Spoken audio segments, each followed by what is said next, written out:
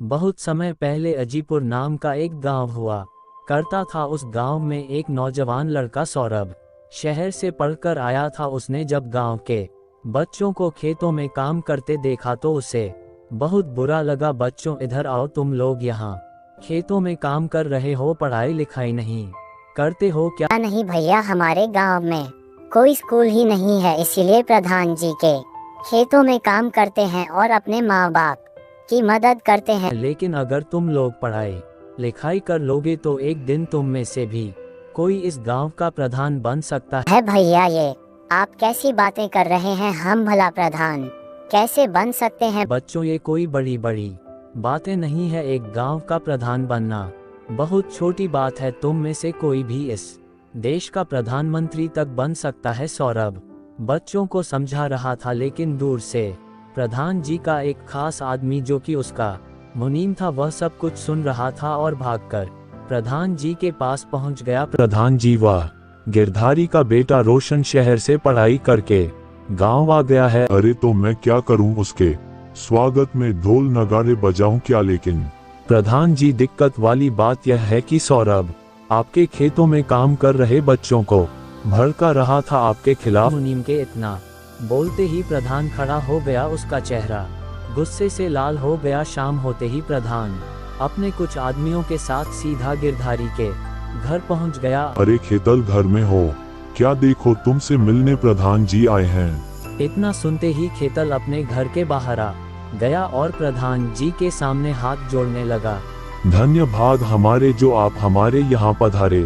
प्रधान जी, बताइए मैं आपकी क्या सेवा कर यह मैं क्या सुन रहा हूँ? मुनीम जी ने बताया कि तुम्हारा बेटा गांव के बच्चों को मेरे खिलाफ भड़का रहा है। प्रधान जी, भला मेरे बेटे को क्या मिलेगा? गांव के बच्चों को भड़का कर आपके खिलाफ आप अपने बेटे को बुलाए, दूध का दूध पानी का पानी हो जाएगा।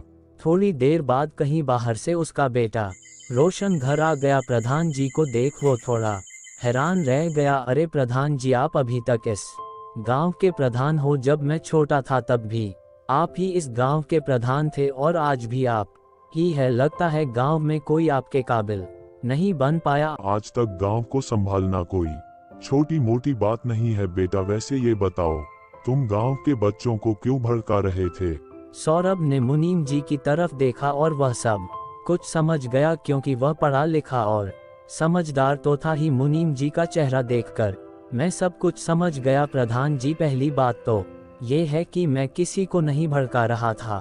मैं तो बच्चों को ये बता रहा था कि इतनी छोटी सी उम्र में काम करने की बजाय पढ़ाई लिखाई करो, ताकि बड़े होकर तुम भी प्रधान जी की तरह अपना नाम रोशन कर पाओ। इसमें मैंने क्या गलत कह दिया? तुम्हारी बात सही है बेटे, लेकिन इस गांव में जब स्कूल ही नहीं है और दूर दूर तक भी कोई स्कूल नहीं है तो बच्चे आखिर कहाँ पढ़ेंगे? तो इस गांव में स्कूल बनवाने की जिम्मेदारी किसकी है? मेरी, प्रधान आप हैं। मैं नहीं, इस शहर जाकर पढ़ लिख क्या गए हैं? तुम अपने आप को बहुत बड़ा समझने लगे। आप के इस गुस्से भरे चेहरे से मुझे एक और बात समझ में आ गई। आप मन ही मन ये सोच रहे हैं कि अगर इस गांव के बच्चे पढ़ ले गए तो आपके घराने से गांव की प्रधानी चली जाएगी, फिर आपकी जगह कोई दूसरा प्रधान बन जाएगा। पर आप फिक्र मत कीजिए, अगर ये बच्चे पढ़ ले गए तो प्रधान जैसी छोटी चीज मैंने बनाऊंगा ही नहीं, मैं तो इन्हें प्रधानमंत्री तक का सपना दिखाऊंगा। प्रधान आप ही बने रहेंगे, फिक्र मत कीजिए। देख रहे हो खेतल, ये कैसे मुझसे जबान लड़ा रहा है? प्रधान जी, वो जबान कहाँ लड़ा रहा है? वह तो बस आपकी बातों का जवाब दे रहा है। मेरा बेटा तो आपसे मिलने गया नहीं था, आप ही उससे मिलने आए हैं। चलो मुनीम जी, आज के बाद गिरधारी के घर पर कोई मदद नहीं की जाएगी। रात में रोशन अपने माता पिता के साथ बातचीत कर रहा था। माँ, बाबूजी, आज के जमाने में भी अगर इन बच्चों को पढ़ाया ना गया ना तो ये गांव पिछड़ा का पिछड़ा ही रहेगा। ना ही यहाँ पर किसी के माँ बाप पढ़े लिखे हैं और ना ही कोई बच्चा तो कोई किसी से तर्क नहीं कर पाएगा। आने वाली पीढ़ियां इस प्रधान की गुलामी ही करती रहेंगी। कल से मैं इन सभी बच्चों को मुफ्त में पढ़ाऊंगा।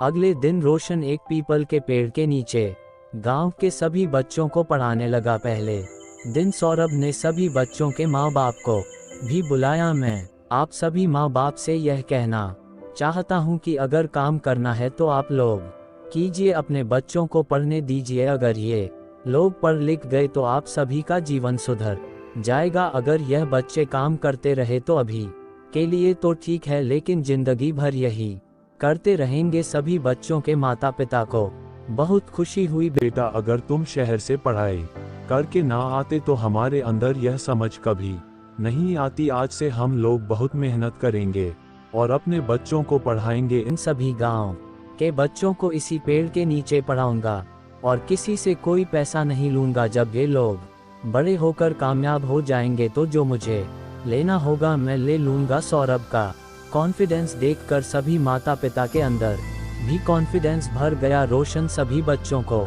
इस पेड़ के नीचे पढ़ाने लगा, लेकिन कुछ ही दिनों में प्रधान के आदमियों ने उसे वहां पढ़ाने पर रोक लगा दी। देखो, यह जमीन सरकार की है, समझे, यहाँ तुम अपना स्कूल नहीं चला सकते। आपका ये डर देखकर अच्छा लगा प्रधान जी। आपको यही डर है ना कि अगर बच्चे पढ़ लिख गए तो आपकी लुटिया डूब जाएगी, आपकी राजनीति बंद हो जाएगी। ठीक है, मैं कोई और जुगाड़ देखता हूँ। अगले दिन से उन बच्चों की पढ़ाई लिखाई बंद हो गई। खुद को बहुत बड़ा हीरो समझ रहा था। इन गवार को अगर पढ़ने दिया तो ये सब मेरे सर पर मत। एक दिन सौरभ का कॉन्फिडेंस डाउन हो चुका था। उसके पास इतना पैसा भी नहीं था कि वह स्कूल बना सके। रोशन अपने भुट्टे के खेतों में बैठा था, उसमें से एक परी निकल आए।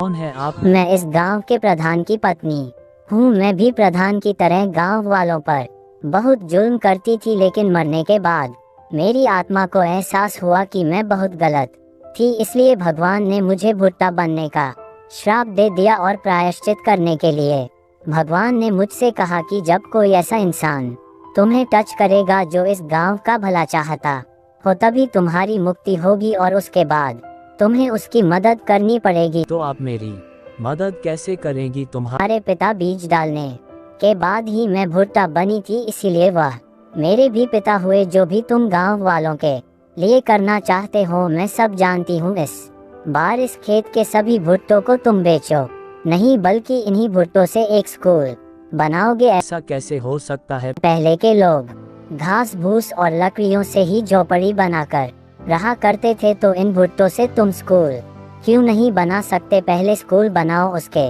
बाद मेरा चमत्कार देखना। सौरभ उसी रात में रात भर भुट्टों से स्कूल बनाता रहा। सुबह के करीब 4 बजे सौरभ के खेत में एक बहुत बड़ा स्कूल बनकर तैयार हो गया, जो कि सोने की तरह चमक रहा था। अगले दिन से ही रोशन सभी बच्चों को उसी स्कूल में पढ़ाने लगा। उस स्कूल को देखकर पूरा गांव हैरान हो गया।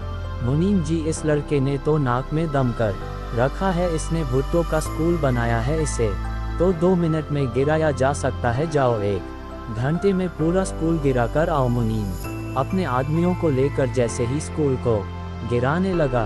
मैं प्रधान की पत्नी हूँ, लेकिन अब मैं परी बन चुकी हूँ। अगर इस स्कूल को किसी ने भी गिराने के मकसद से किलोमीटर के दायरे में भी आया तो उसे इतनी तेज कट लगेगा कि वह जिंदा नहीं बचेगा। इसलिए इस स्कूल से दूर ही रहना सब लोग। तो अब सारे बच्चे उस स्कूल में पढ़ने लगे। अब वह सब खुशी खुशी रहते हैं।